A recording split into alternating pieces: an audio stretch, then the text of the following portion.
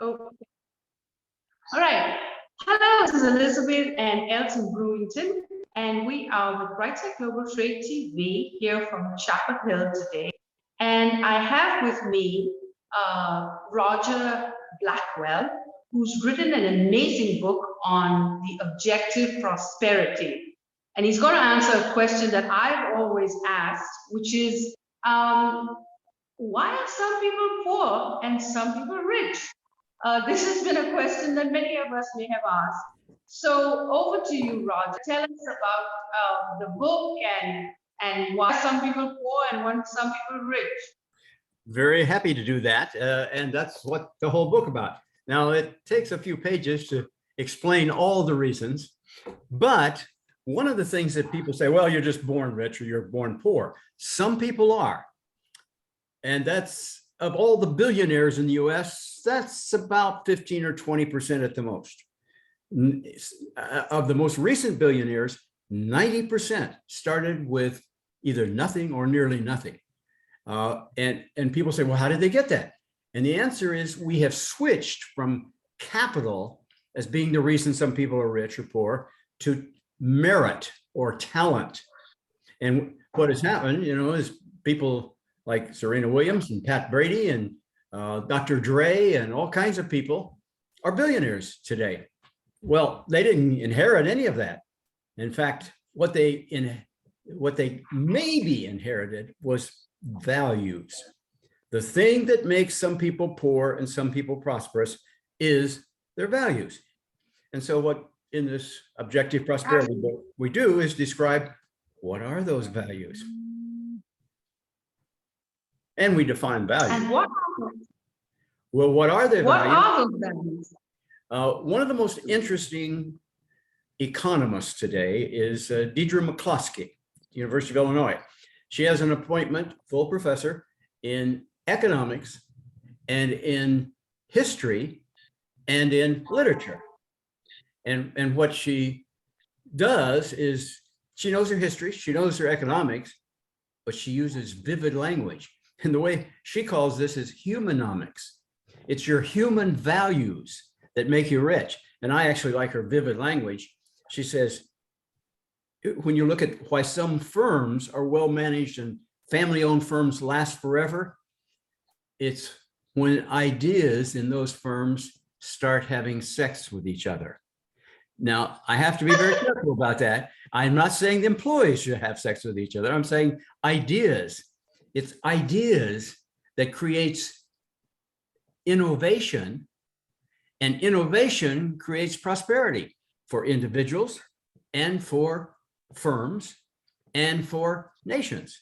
And we give lots and lots of examples of that. But some of the value, without a vision, the proverbial truth is, without a vision, the people will perish. Why do people stay poor? I know this will sound strange, but I was a member of the Black Studies faculty for quite a few years at Ohio State. And I have taught hundreds, thousands, a couple thousand of Black students. And one of the things that I have come to realize is often they don't have a vision that they can be as prosperous as A.G. Gaston. And I don't know whether everybody knows A.G. Gaston, but if you've ever studied Black history, you probably do know him.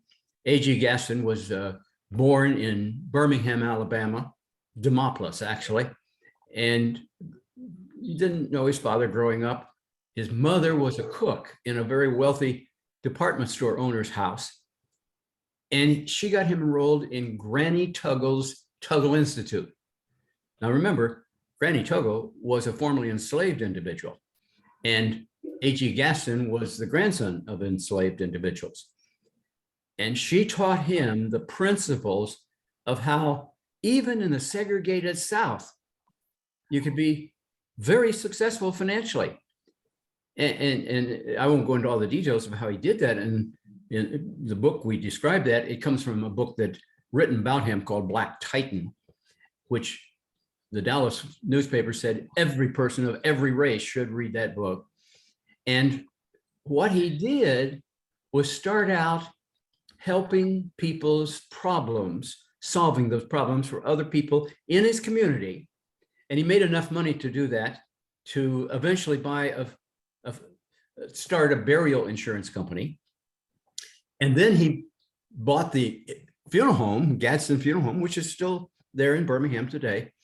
And I won't go into all the details of what he did step by step, but he, when he died, had an estate, this is years ago, of 130 to 140 million dollars. One of the things he did was actually start a hotel, the Gadsden Hotel. And when Martin Luther King went to Birmingham, that's where he stayed. And A.G. Gaston was rich enough that when Dr. King was put into jail, it was the $140,000 bail that was paid for by A.G. Gaston. And he gave away money to the Tuskegee Institute and lots of other places, and still had 130 to 140 million when he died. A lot of people say, well, you can't do that in the segregated South. Yes, if you know how. And Granny Tuggle's Institute told him how. Now, bringing that up to date, the KIPP schools in many cities do the same thing. About 60% of their students are Black and about 30% are Hispanic. And they take kids who come from very disadvantaged, difficult situations, and most of them graduate from college. It's not how much money you inherit. It's what kind of values you develop. Now, sometimes values are inherited from your parents. And when I'm with college students or inmates, I taught for 6 years GED courses to people in prisons.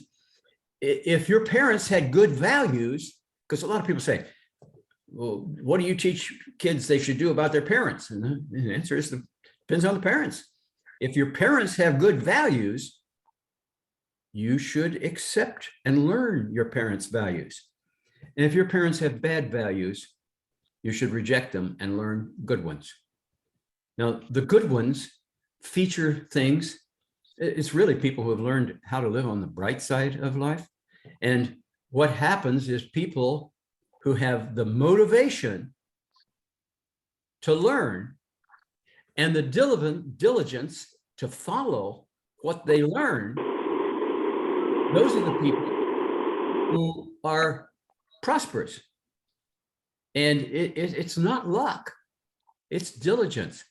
We give the example in the book of LaShawn Samuel. LaShawn was a high school student here in Columbus, Ohio, where I live, the Columbus City Schools. In order to get to the library, it was a 3-mile round trip. And he did it almost every day throughout high school. Didn't have the advantages that some people have with money. So he went to the local library to find out how to do better. He got scholarship offers, full ride scholarships from 12 universities because of that. Don't let anybody say you have to have money to go to college. That's just not true. I'm not saying that some people don't pay a lot of money to go to college. That's true, but you don't have to have it. The authors of this book never had any dollars from our parents, either one of us, and never had a dollar of debt when we got out of college. And the book describes how. And people are doing that all the time today. I taught for many years at Ohio State University. Ohio State now has, and we have a little case example of this in the book, the Scarlet and Gray program, which guarantees that anybody who comes to Ohio State can get a bachelor's degree without leaving college with debt. Huh, very good. Now, Roger, let me step in. You make some very valid points. Thank you. As a matter of fact, I'm really challenged or wondering how this relates in relationship to aspect of time. Because when you look back over time, eras and years, and using the same applicable theory about your undeniable passion to create, develop your skills, and it makes sense. I understand that. And so the same, I was watching a series with David Letterman, he interviewed very wealthy men and women. And one of them was Ryan Reynolds. Ryan grew up in a very poor and impoverished conditions, but he's very wealthy now, and only because he took what the best that his parents gave him, and he applied those skills to make him better enriched to pursue wealth that way. Which goes quite, and I'll tell you another story, the story of Madam C.J. Walker, who was the first Black millionaire. And described in this book also. Yeah, and she, in 1910, she had a sales conference where she hired salesmen and women, or mostly women, to sell her product. Now, she had a background in slavery, but she still had a sales conference to sell her product. So you make a great point, and your book, I'm sure, bears it out in terms of how do we overcome the challenges that typical women and women today face to pursue an ambition of development. And so, in your book, what is the key point regarding time and the pursuit of your passions in today's time and space? Well, yeah, the ability to be, and I don't like the term wealth. Okay. Wealth is what you build up from high income over life in order to be ready to live the rest of your life when you don't have to work for your income. Actually, at one time, people wanted to be wealthy, and there's still some people who do. But what people really want to do now is have enough money to do the things, take care of their family and things they enjoy and that sort of thing. That's what prosperous is being about. Now, as you have more talent and scarcity of talent compared to other people, the more prosperous you become. And you can, if you have the right attitudes toward money, you save, not spend. And we have a chapter in the book on how anyone can be a millionaire. Anyone who doesn't retire with $1 million to $5 million just avoided the one thing you have to do that. Start young. And you have to save instead of spend. And a lot of athletes and I once wrote a book on rock and roll legends, and I interviewed a lot of the classic rock and roll people, and a lot of them go broke. In fact, 80% of the people who win the lottery go broke soon. The reason is they spend instead of save. And so that's one of our points is you save. And that's what A.G. Gaston learned from Granny Tuggle. Save a little bit out of every paycheck, no matter how small. And his paychecks were really small. And if you do that, you'll end up wealthy when Yes, you're ready to retire. that's true. My mother always said, if you save $100 a month, and then when you retire, you'll have a fortune. And You will have growing money. You're But absolutely right. Yeah, you'll have more than 1 million if you do that. Yes. Here's a question too, in relationship to learning. Now, the older you become, I mean, I think there are people who, no matter how old they are, they still have an appetite for learning. They're consistently challenged to learn new and better skills. They're captivated by reading and absorbing more and more information, as well as looking at solutions and methods to solving problems. You know, and those people, of course, adapt and capture skill levels that create a whole different paradigm for their lives and their futures and their own personal lives.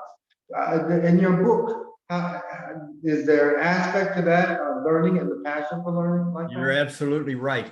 In the very last part of the book, it concludes, I don't know whether you can read this or not, with Roger's rules for success. Now, before I say any of those, I want to add that I do not recommend these be the rules for you, but I do recommend that you actually write out your rules. And one of them is the one that you just said, learn to live, live to learn. And yeah, and people read books like this. What's the richest family in the world? Anybody know that? Waltons? The Walton family. You're absolutely right. And one of the previous books of this was called Saving America. I have a whole chapter on when did he start becoming wealthy? You know, what age did he start Walmart? 50s, 40s, 50s. Very close, 45. Yes. Okay. He learned how to make money by having a paper route when he was a kid growing up. And his family had a cow and they had excess milk. So he sold some of the extra milk to some of his papermat customers. And he and his wife he worked for J.C. Penney. I think his wage was $75 a month, something like that. And they saved their money every month. And when he got enough of it, he and his wife, Helen, at 45, started Walmart. And here's the two principles that made him the wealthiest family in the world. They opened their store. They only had 7 employees. It was in Rogers, Arkansas. And he asked 2 questions to employees every Saturday morning. When they opened at 8, they would have a meeting at 7:30. And one of the questions he asked them was, what books have you read lately that would make our firm manage better than other firms? The people who are the wealthiest and get it on their own read a lot of books, whether it's Michael Dell or Mark Cuban or Bill Gates or Steve Jobs. And in fact, I've heard that Mark Cuban is so busy, he doesn't have time to read books. So he takes 2 hours each day to set aside. And I've been to the headquarters at Walmart quite a few times, and the executive offices full of books. And if I ever visit your office, and you say, I got to take a phone call, Roger, be comfortable. I'll look at your bookshelves, because when you know what's in a person's bookshelves, you know what's in their head. And some people have an empty bookshelf. Not us. We review books, so we got a lot of books. Yeah. But we got to have hope. And that's why we have, we describe about role models. One of my favorite students that I've ever had is Lawrence Funderburk. And he wrote a life case in there. Lawrence Funderburk is, I just had lunch with him Tuesday of this week. And he took Ohio State as a basketball player to the Final Four. Then he played for Sacramento for, I think it was either 8 or 9 years. And now he's a chartered financial representative. He is the founder of something called Change Lanes University. You don't have to stay in the lane you're born in, is his point. He didn't know his father. He was raised by his mother and 2 sisters. And he has become financially very successful, wonderful, wonderful person. He didn't have any of the advantages that some people did. Neither did Sam Walton. And one of the examples we give in here is, to bring it up to date, is Doug McMillon. Do you know that name? Yeah, I heard. Doug McMillon started as a warehouse worker in the Bentonville warehouse of Walmart in order to pay for his own college through at Arkansas, University of Arkansas. Now, if you started at minimum wage, a lot of people say, well, minimum wage should be raised. I don't like the word minimum wage. I like starting wage. That's how much you start in. What you end up is dependent upon you. And what would Doug McMillon be making today if he started at minimum wage 30 years ago in a warehouse worker? The answer is about 20 million last year, because he's CEO of Walmart now. Now, along the way, he got his degree, paid for it himself by working at Walmart warehouse. Then he got transferred to Oklahoma and he got an MBA at the University of Tulsa. Now, Tulsa doesn't have quite the reputation of Harvard, okay? But you know what? They use the same textbooks at the University of Tulsa that they do at Harvard. And some people might say, Roger, how do you know that? Because I wrote the textbook that they use in both schools. Okay. You get the same knowledge at inexpensive schools that you get at big schools. I agree, you don't get the networks and some of that, but you get the same knowledge you can get community colleges today for $1,000 a year in some places. Usually it's a little more than that, but and if you get the right scholarships, the tuition is free. And usually people go to community colleges live nearer home. I did that for 3 years, lived with my parents. They didn't pay my education because I was working full time. And then I transferred to the University of Missouri and worked at a newspaper. And then I got a scholarship to go to Northwestern. And that's the way it works. And in the book, we point out that, yeah, university education can be very expensive, but it doesn't have to be. Only the people who don't plan well. That's right. Pay too much for their education. That's right. And then sometimes they expect other people to pay their debts. And That's behavioral economics says if you reward behavior, that behavior will be repeated. And if you reward people by paying off their debts, then they will continue to do that the rest of their life.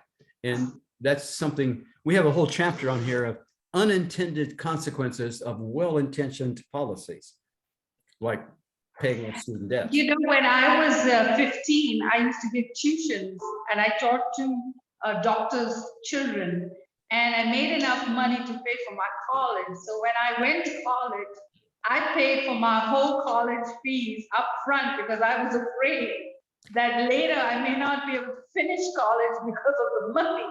And when I came home, my mother was shocked. She was like, "What do you mean you paid for your whole college fees?" I said, "Yes, I paid for all 6 years because then I don't have to worry about the money and I can focus on studying." So you're absolutely right. That's exactly. I was saving from 13, yes, to go to college. You see, anybody who has that knowledge can be prosperous. The problem is just because how to do it is knowable doesn't mean everybody knows it. And that's why we wrote the book. And we actually think that the book, actually, I have been invited already to go to prisons and teach this to help people when they get out, because I've done that before. And so Roger, I'd like to hear more from you about your book, but I want to understand a little bit more also about value, market to product value, where you could invent the next best soap on the planet, but of course, how does that relate to the value and people seeing that? Now, your passion means everything, but I'm just enamored. You have touched on so many important aspects in the book here that I think, and one more thing, your audience, or the people listening in our audience, what do you want people to walk away, or what do you want people to pick up the book to capture? What do you want people that pick up the book to capture? the first thing I want them to know is, how can you do that? And it is values, but you've got to define those values. And that's why we give examples all the way through. Now, when it comes to starting a business, my previous book, my new book is 41st book I've written. This was a very successful book called Saving America: How Garage Entrepreneurs Grow Small Firms into Large Fortunes. That's the one that has a whole chapter on the Walton family. And I first started writing that while I was teaching students in prison, inmates, how to get a job when they get out. And a lot of them would say, well, Blackwell, nobody's going to give me a job. I got a felony conviction. And I say, that's probably true, actually. So give yourself a job. And they say, well, what do you mean by that? I say, well, start your own business. Well, I don't know how to do that. And that's why I wrote this book, is to teach people how to do that. I know people in the lawn mowing business, a lot of them make over $150,000 a year. Now, if you know how to mow lawns well, and you're responsible in showing up every week and all that time and so forth, yeah, you can make 100,000 plus. In my house, I have a lot of windows, and I needed to have them cleaned. And somebody recommended a window cleaner to me. And I called him up and he said, yeah, I charge $500 for a half day. I said, fine. And we set an appointment. And he came out, and I have double pane windows. They have to be taken apart to clean them, Pella windows. And he said, oh, you got a lot more windows here than I thought. It's going to take me another half day. I said, fine, stay this afternoon. He said, oh, sir, I don't have another half day unbooked for 7 weeks.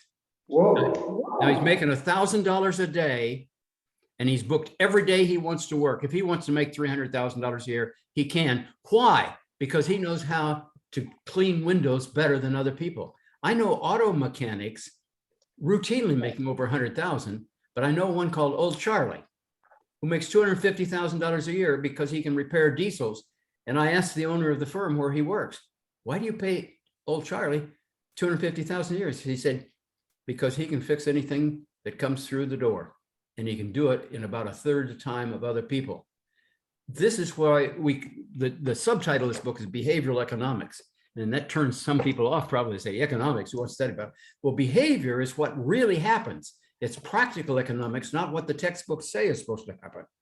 And in behavioral economics, we understand that scarcity is one of the most important things.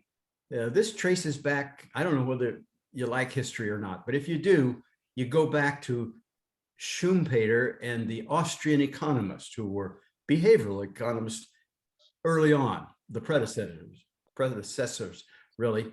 And what they did is discuss the diamond water paradox. Now, which is more valuable, water or diamonds? Now, traditional economics says everybody values it the same. But if you had somebody dying of thirst in a desert and you offered him a 5-carat diamond or a 5-liter bottle of water, which one would he take? The water. That's See, the paradox is that water doesn't cost much usually because it's abundant. Right. Diamonds are scarce, yeah. but in the right context. And that's what everybody has to learn in their own life. What problems can you solve for other people better than other people do? And if you have something that is needed and somewhat scarce, like my window washer who can get $1,000 a day because he's so good, or the $250,000 diesel mechanic, or that other jobs that other people don't want to work.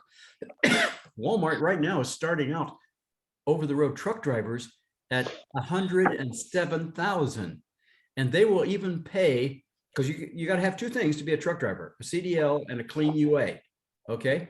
And if you don't have a CDL, they will actually pay for the 12-week course of any of their employees in their stores who want to make $107,000 being a truck driver, because most people don't want to be a truck driver.